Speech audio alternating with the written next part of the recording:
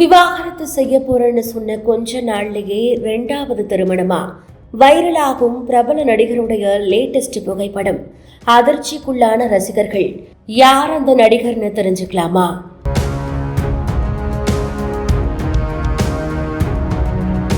தமிழ் சினிமால முன்னணி நடிகரா வலம் வரக்கூடியவர் தான் ரவி மோகன்.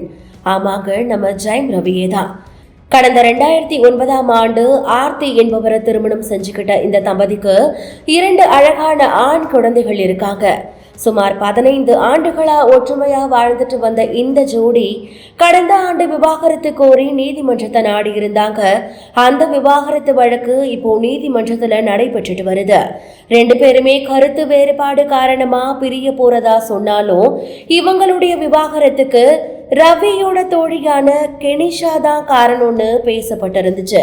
இதுக்கு மறுப்பு தெரிவிச்ச அவங்க, நாங்க 2 பேருமே நண்பர்கள் தான்னு விளக்கம் அளிச்சிருந்தாங்க. இதற்கிடையில ஜெயம் ரவி தன்னுடைய பெயரை ரவி மோகன்னு அழைக்கணும்னு சொல்லியிருந்தாரு.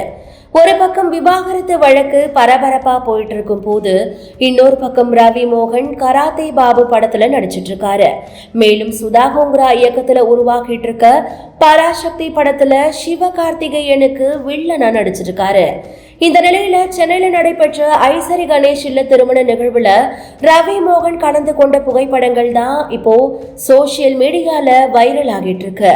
தயாரிப்பாளர் ஐசரி கணேஷோட மகளுடைய திருமணம் சென்னையில இன்றைக்கு கோலாகலமா நடைபெற்றிருந்துச்சு. இந்த திருமணத்துல தமிழ் சினிமா பிரபலங்கள் பலருமே கலந்துகிட்டாங்க. இந்த திருமணத்துல ரவி மோகனோட ஒரு பெண் ஒருத்தங்க வந்திருந்தாங்க. அந்த பெண் வேற யாரும் இல்லைங்க, பாடகி கெனிஷா தான். 2 பேருமே ஜோடியா திருமணத்துல பங்கேற்றது தான் இப்போ சோசியல் மீடியால வைரலா பேசப்பட்டுட்டு வருது.